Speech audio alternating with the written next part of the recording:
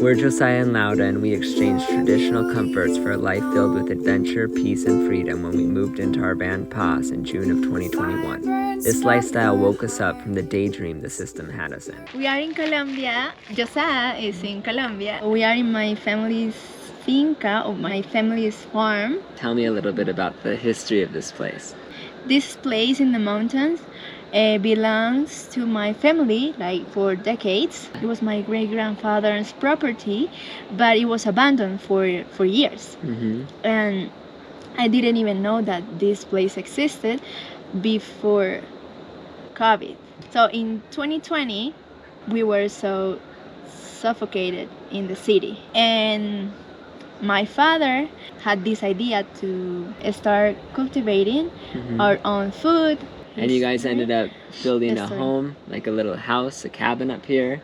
It started with this little shed, right? Yeah, at the beginning it was just a project like for planting, because I remember like I started planting at home during COVID.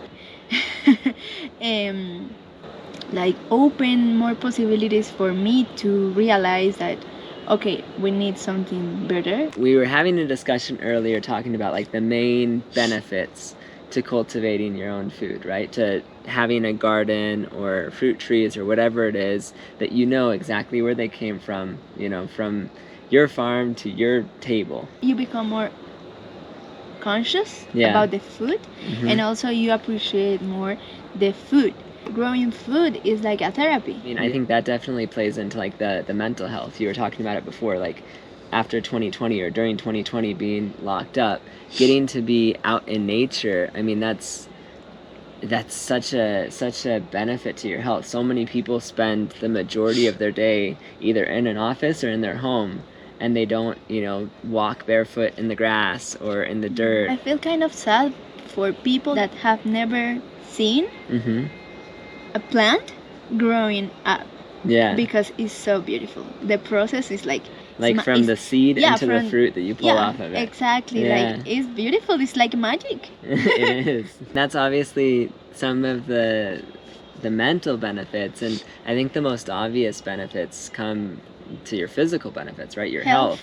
Currently, at least in the United States, 40% of the population is obese, with 70% of the population being overweight. And those numbers are staggering, right? Like it's crazy to think about that.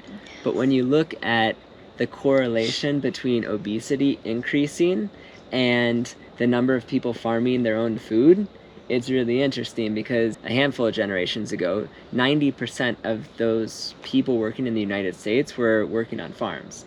And now it's like 1.3% of people. So like there's a huge shift in terms of how many people are growing their own food and how many used to be growing their own food. And one reality with not growing your own food is you don't know exactly where it came from, and you don't know what's in it. I mean, we all now know that there are growth hormones in our food, and that our food comes from thousands of miles away, oftentimes, whether it's from Mexico or some other country. And all the hormones they apply. Yeah, like for the preservatives, because when it's traveling this far, the food has to last longer, or else it's going to go bad. And the reality is these preservatives have cancer-causing effects on the body, and yet people continue to eat them because they feel like there's not an alternative, or it's easy, or it's fast, or whatever the reason is. And we can talk about like the big four corporations that control all of the food production, and basically like from the farm to the table, they're controlling what's being grown, what seeds are being used, how they're being altered. Like they're controlling everything. For me, it's crazy that some governments like prioritize money instead of health. Oh yeah, I mean that's not crazy to me. That's like, yes, obviously, because that's all I've ever seen. But it's crazy, yes. Crazy. Like the lobbying of these big corporations that have so much control over the food production, and obviously they're able to control, in a sense, our politicians, right? Yeah, what laws are passed, what laws aren't passed, what they put in our food.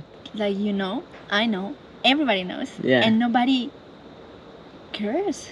People think they can't make a difference, I think. Yeah. Because, like, one person, like, for me, I could be like, oh, this is so horrible. I'm reading about this and, like, what these corporations are doing to the farmers and how they're controlling all these things and what they do to the soil, and the future of food production is being affected. And I can be worried about these things, but, like, how do I make a difference? But if you think about, for example, like governments prioritize money instead of food, like health, Yeah. like one of the resources that you need to survive, right? Mm-hmm. It's crazy because it's the same food they are eating too. The thing is, you look at, like, organic food, for example, and it's the most expensive food in the grocery store.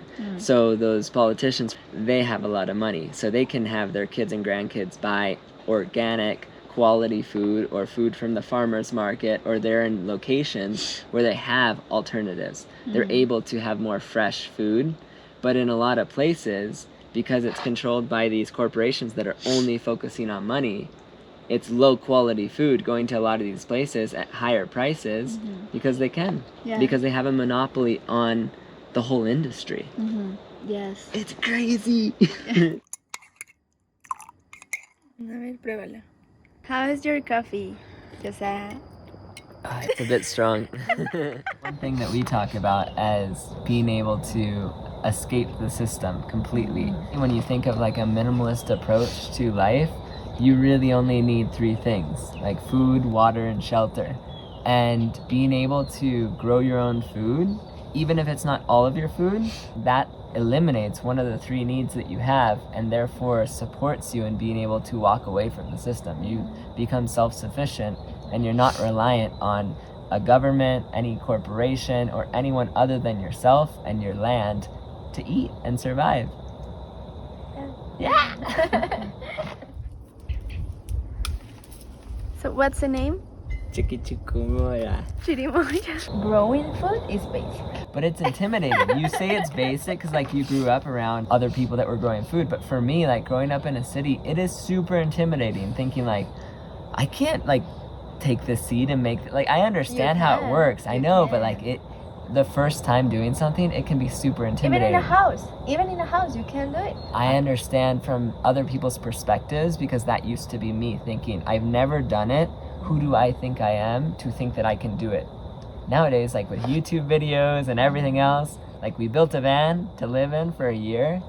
We can like grow some tomatoes. This is a different topic I want to talk later on, but for me it's like, not today, but for but today.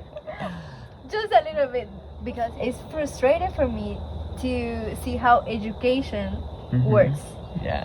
Because all this thing about mathematics, physics, I get it, it's important for many things, but why do you don't put it in a practice? Like, so kids, since they are very young, they understand how to grow their own food. Who's paying for their education? Yeah. The government. I know. The government wants you to be reliant on them. If you're self-sustaining, you're less likely to keep working a job that you hate that benefits the government through your taxes. It's right. It's a trap. Don't go to school. And don't forget to like and subscribe if you like our channel.